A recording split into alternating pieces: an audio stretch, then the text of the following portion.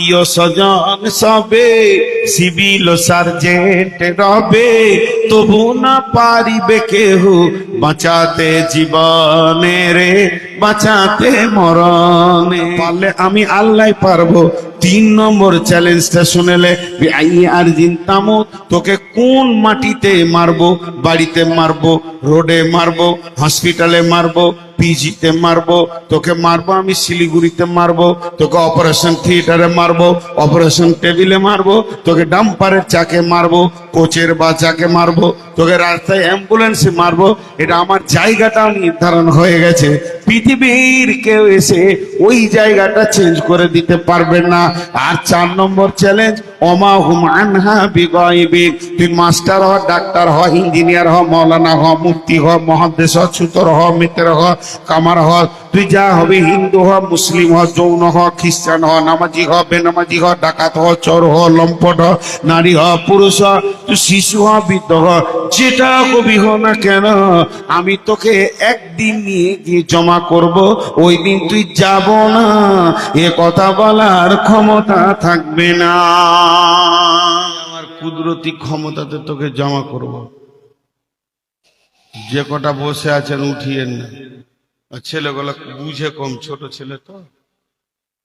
এই গেটে দাঁড়াগা, গেটে কিছু বুঝিস? ভিক্ষা করতেও জানিস না। গেটে দাঁড়াগা, যে যাবে ওকে লেফটে ধরে লিখবি দুজনাতে। ও টাকা দেবে না, ওর বাপ টাকা দিবে।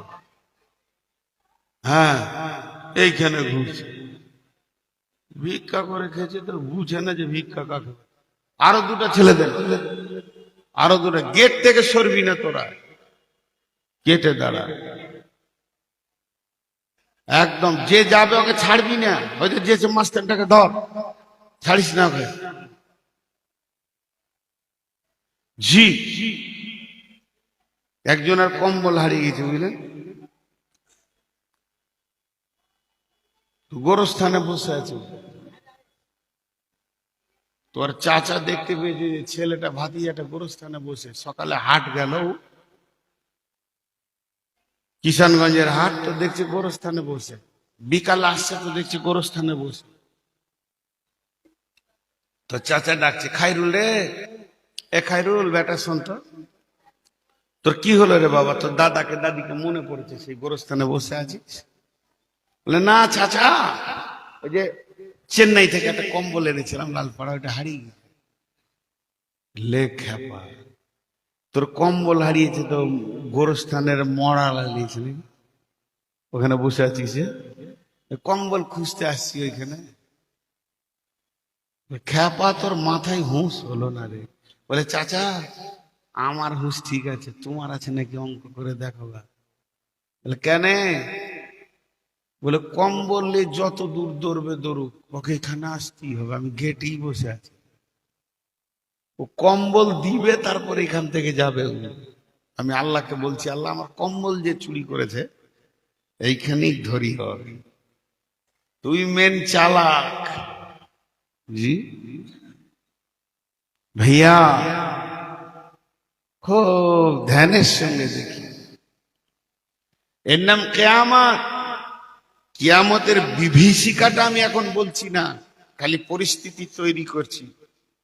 কেমন ভাবে কিয়ামত শুরু হবে? কিয়ামতটা আসমানে হবে? জি না, এই জমিনে বসে আছেন, এইটাই কিয়ামতের ময়দান হবে। এই মাটিটাই, যে মাটিতে বসে আছেন, এইটা কিয়ামতের ময়দান হয়ে যাবে। এই মাটিটাই আসমানে হবে না, 7 আসমানে হবে না, আর জমিনের নিচেও হবে না। এই মাটিটাকেই আল্লাহ কিয়ামতের ময়দান বানাবে। বন্ধুরা আমার, বিশ্ব নবী বলছেন, তুমি জমিনে যেখানে যেখানে পাপ করেছো, ওই জমিন সেদিন কথা বলবে, এখানে তুমি এই করেছো, এই করেছো, এই করেছো, এই করেছো। তুমি গোপনে করো, প্রকাশে করো, যেমন গুনাহ করো না কেন, ফামাইয়ামাল মিসকালা জাররাতিন খায়রান ইয়ারা ওয়া মাইয়ামাল মিসকালা জাররাতিন শাররান ইয়ারা। সেদিন এমন হবে, একটা চুল বাড়াবার নেকি বা গুনাহ, এটা বহির প্রকাশ ঘটে যাবে, কেউ গোপন রাখতে পারবে না, আর গোপনও থাকবে না। অনেকে নিজেকে চালাক মনে করে নিয়েছে। আবার মুসলমানদের ভিতরে কিছু হতভাগা আছে, যেদিন রোজ হাসরে, যেদিন রোজ হাসরে মুনকির নাকির আল্লাহর দরবারে করবে অভিযোগ, সেদিন আমি বলবো আমি ছিলাম কেল্লা বাবার লোক। লাও, পীরের নাম করে দেবে যে বেরিয়ে যাবে। ও একটা রাস্তা বেছে নিয়েছে যে আমার নামে কোনো অভিযোগ এলে আমি বলবো অমুক বাবার আমি লোক ছিলাম, আর আল্লাহ বলবে যাই তুই জান্নাতে চলে যা।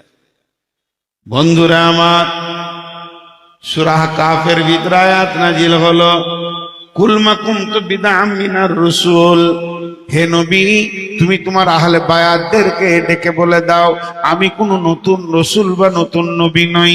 বিশ্ব নবী তার মেয়েকে, তার নাতিকে কত ভালোবাসতেন। একদিন বিশ্ব নবী ফজরের নামাজ পড়ে নিজের বাড়িতে গেলেন না, সিধা মেয়ের বাড়িতে চলে গেলেন। সিধা মেয়ের বাড়িতে চলে গেলেন। শীতের সময় কম্বল ঢাকা আছে, এবার আল্লাহর রসুল চলে গেছেন, তো ওরা কেউ জানে না যে এখানে নবীজি এসেছেন। একটা মাথা বড়, কম্বলে বোঝা যাচ্ছে এইভাবে একটা মাথা বড়, একটা মাথা বড়, তাহলে এই দুটি মাথা বড় মানে এটা আলী আর ফাতেমার মাথা, আর দুটি ছোট ছোট মাথা কম্বলের ভিতরে ফিরিক ফিরিক ফিরিক ফিরিক করে ধরে বেড়াচ্ছে। নবীজি মনে মনে ভাবছেন এটা আমার হাসান আর হোসেনের মাথা, আমার দুই নাতির মাথা। বিশ্বনবী এবার ধীরে ধীরে কম্বলের ভিতরে ঢুকে গেলেন। একদিকে ফাতেমাকে নিলেন, একদিকে আলীকে নিলেন, আর একদিকে হোসেন হাসানকে নিয়ে পাঁচটা মাথাকে এক জায়গায় করে আল্লাহকে বলছেন, হে আল্লাহ এটা আমার আহাল, এগুলো আমার কলিজার ঠান্ডা। হে আমার রব, এই আহালকে যারা ভালোবাসবে তুমি তাদের ভালোবাসিও, আহালকে যারা কষ্ট দেবে তুমি তাদের কষ্ট দিও। এই যে প্রেমের মহব্বতের বেটি, প্রেমের বেটি, প্রেমের জামাই আর প্রেমের নাতি এর দুইজন সকলকে ডেকে এই আয়াতটা যখন নাজিল হলো কাফের ভিতরে, কুল মা কুনতু বিদআম মিনার রাসূল, হে নবী তুমি ওদেরকে ডেকে বলে দাও আমি কোন নতুন রসুল বা নবী নয়। যখন এই কথা বলা হলো আল্লাহ নবী ফাতেমাকে ডাকলেন, হযরত আলীকে ডাকলেন, হাসানকে ডাকলেন, হুসাইনকে ডেকে বললেন, ও ভাই আরে ও আমার বেটি রে, আমি কোন নতুন নবী বা নতুন রসুল নয়, আমার আগে অনেক নবী রসুল চলে গেছে। অতএব শুনে নাও, নিজের আমল তৈরি করো, নিজের আমলের উপরে নিজেকে দাঁড় করাও। খবরদার আমার উপরে ভরসা করবে না।